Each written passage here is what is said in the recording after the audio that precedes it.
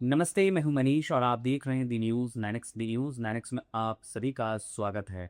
आज हमारे साथ नीट मसले पर और तो और बिहार में जो घटनाक्रम हो रहा है उस पूरे मामले पर आज हमारे साथ जन सुराज के पूर्णिया के नए नवयुक्त जिला अध्यक्ष डॉक्टर कृष्ण मोहन जी हमारे साथ जुड़े हैं। सबसे पहले हम इनका स्वागत करते हैं। सर, सबसे पहले तो आपको बधाई कि आप नए जिला अध्यक्ष बने हैं जन सुराज की। जी, बहुत बहुत धन्यवाद और आपके दर्शकों को भी मेरा प्रणाम। हमारा सबसे पहला और साधारण सा सवाल, इन दिनों चर्चाओं में बाजार में गर्म है कि जन स्वराज सिर्फ फेसबुक और यूट्यूब की पार्टी बनकर रहेगी, इस पर क्या कहना। देखिए, ऐसा नहीं है कि केवल फेसबुक और यूट्यूब की पार्टी है। फेसबुक और यूट्यूब एक मतलब आजकल पॉलिटिकल किसी भी पॉलिटिकल पार्टी को देखिए तो उनका कैंपेनिंग इसके चलता है, लेकिन इसके साथ ग्राउंड पे भी हमारा काम चल रहा है, चुनाव के बाद से ही चल रहा है। अभी देखिए तो हम लोगों ने जैसे जिलाध्यक्ष बनने के बाद 2 प्रखंडों का दौरा मैं खुद किया। सारी कमेटी गई थी, 14 के 14 लोग गए थे रुपौली और बवारीपुर में।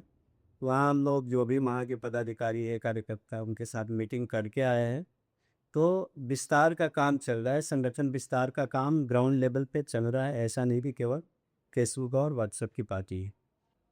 प्रशांत किशोर का अब मोटो क्या होगा, क्योंकि बिहार इलेक्शन खत्म हो गया, बिहार में मुख्यमंत्री भी बदल रहे हैं, अब मोटो क्या है। देखिए, हमारा मोटो शुरू से एक ही रहा है कि अभी जो बिहार की हालत है, चाहे वो भ्रष्टाचार के मामले में ले लीजिए या रोजगार के मामले में ले लीजिए, शिक्षा स्वास्थ्य के मामले में ले लीजिए, ये बहुत ही पिछड़ा हुआ है।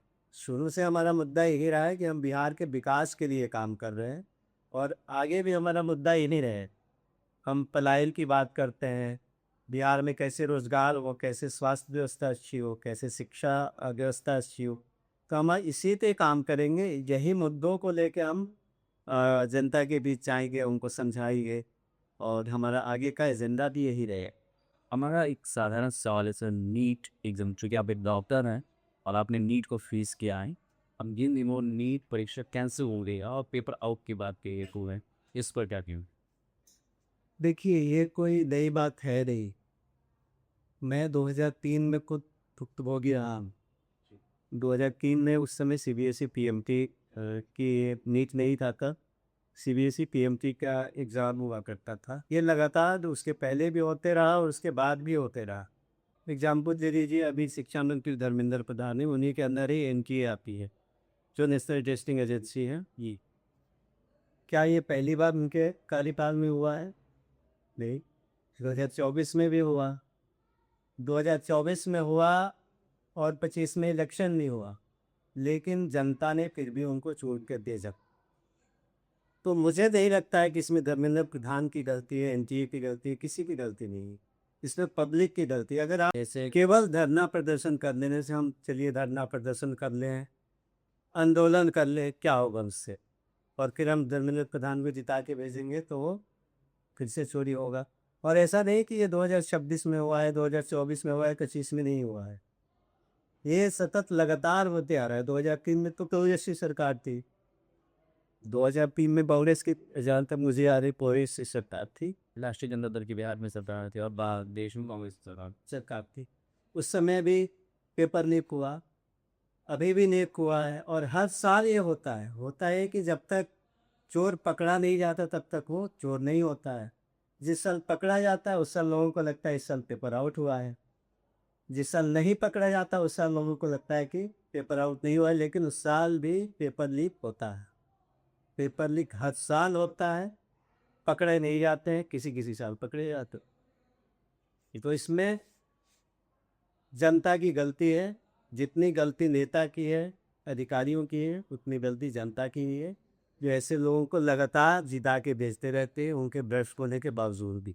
जन स्वराज का जो मॉडल था और जिस तरह से जिस फॉर्मेट को चुनाव लड़ी, और उस फॉर्मेट का चुनाव क्या पंचायत स्तर पर भी दिखेगा या फिर सिर्फ विधानसभा और लोकसभा में दिखेगा।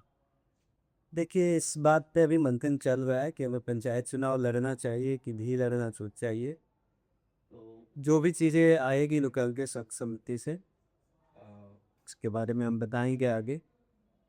लेकिन मेरे ख्याल से इसको जनरलाइज नहीं कर सकते। हो सकता है किसी डिस्ट्रिक्ट में लड़े, किसी डिस्ट्रिक्ट में नहीं लड़े, ये भी एक ऑप्शन। तो कि इसके विचार वो लोग कर रहे हैं। अच्छा, बिहार में सर अब बीजेपी के गवर्नमेंट बन चुके हैं और वोटों को ध्रुवीकरण के लिए अब सिर्फ धर्म को हथियार बनाया जाएगा। उस बीच जन स्वराज क्या रास्ता निकालेगी?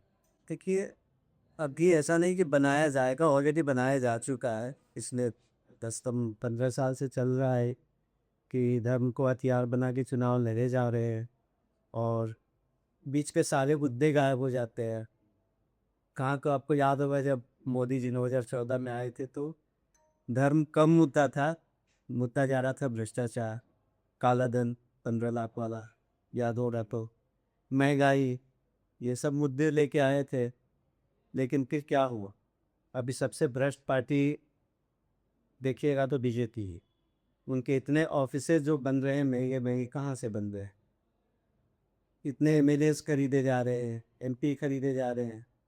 तो अभी तो सबसे भ्रष्ट पार्टी हो गई है बीजेपी। महंगाई आपसे कम हो नहीं रही है।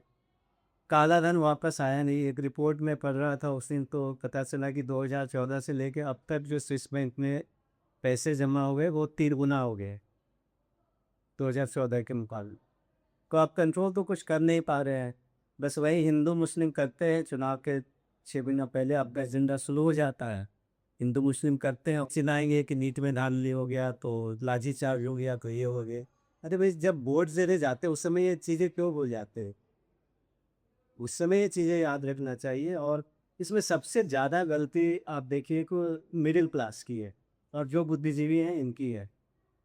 इनके ऊपर जिम्मेवारी है सोसाइटी की, आप समाज को सुधारिए। आजकल किसी के पास, जैसे हम लोग जाते हैं ऐसे गांव में भी, या जो भी मिडिल क्लास के थोड़ा सा पढ़े लिखे लोग हैं, तो उनको नहीं, राजनीति तो देखिए हम नहीं आना चाहते, गंदी चीज़ है। भाई तुम कौन सा महान काम कर ले रहे हो?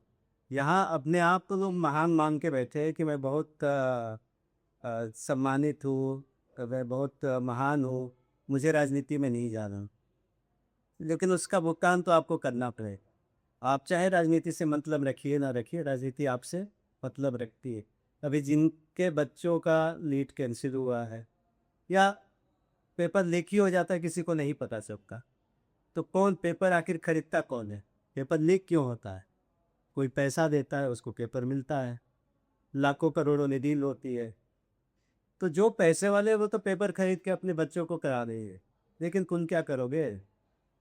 तुम्हारे बच्चे का तो टैलेंट होते हुए भी उसका एडमिशन नहीं हो, और तुम कह रहे हो कि नहीं मुझे राजनीति में नहीं आना है। तुम कुछ भी कर दो, मैं कितना भी बड़ा डॉक्टर बन जाऊं, कितना भी बड़ा हॉस्पिटल है, क्या मैं नीट रोक सकता हूँ उस मैदान में?